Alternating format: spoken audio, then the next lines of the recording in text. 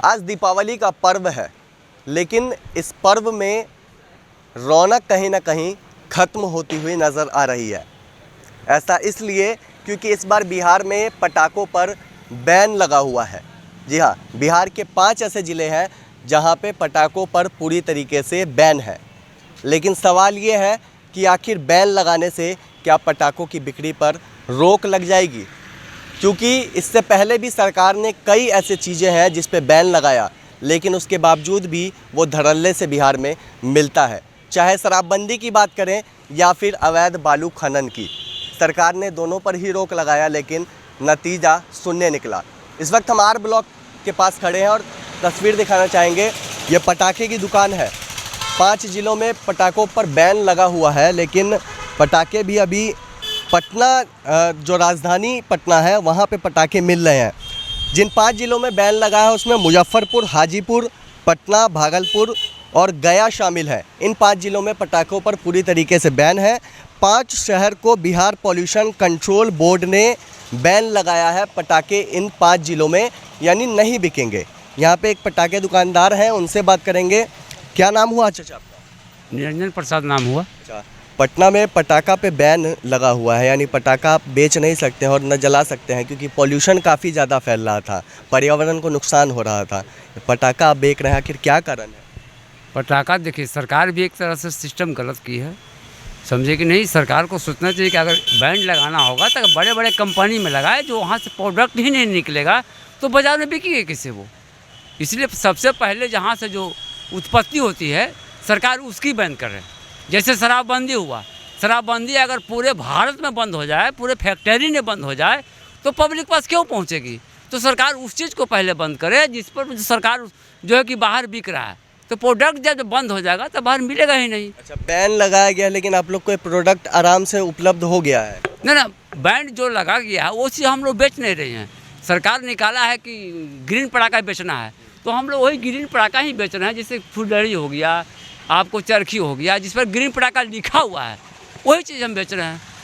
बम वगैरह ये सब चीज़ पर हम लोग नहीं बेच रहे हैं। इसलिए यहाँ पर जो है कि मोहल्ला का चीज़ है, हर चीज़ है, इसलिए उस पर हम चीज़ नहीं बेच रहे हैं। कुछ बम तो है, लेकिन वहाँ पे दिख रहा है वो तो छोटा बम है ना, जो कि बीड़ी बम है, तो छोटा चीज़ हटा देते, उसमें कोई वैसा हानिकारक चीज़ नहीं है जो बच्चा का हाथ फटे, कुछ वैसा चीज़ नहीं है। तो आप कह रहे हैं कि सरकार जिन चीज़ों पे बैन लगाती है उसके बावजूद भी वो बिकता है बिहार में? ना, बावजूद की बात नहीं कर रहे हैं।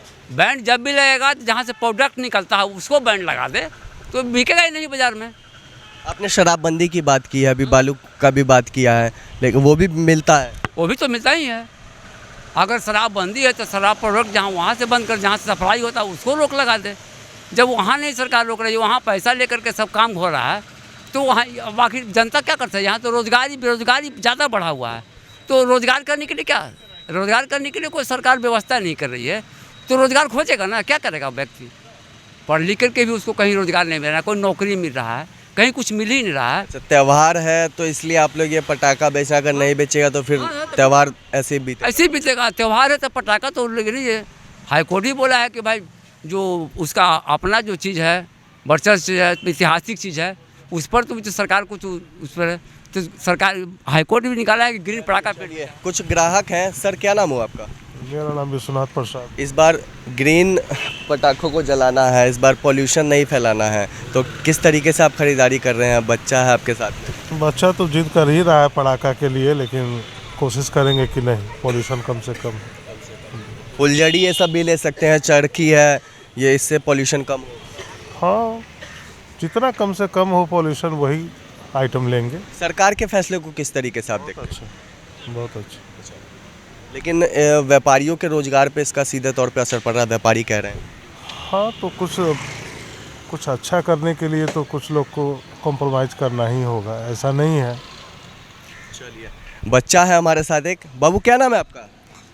वासुराज। कौन सा पटाखा जलाओगे? बीड़ी बम। बीड़ी बम।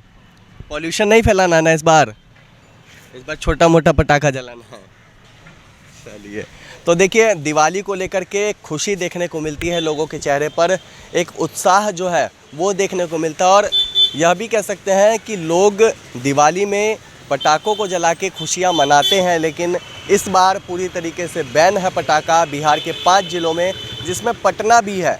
और पटना के जो व्यापारी हैं, पटाखा व्यापारी, उनका कहना है कि उनके रोज़गार पे इसका असर पड़ रहा है। एक और व्यापारी हमारे साथ हैं, उनसे बात करते हैं। क्या नाम हुआ आपका?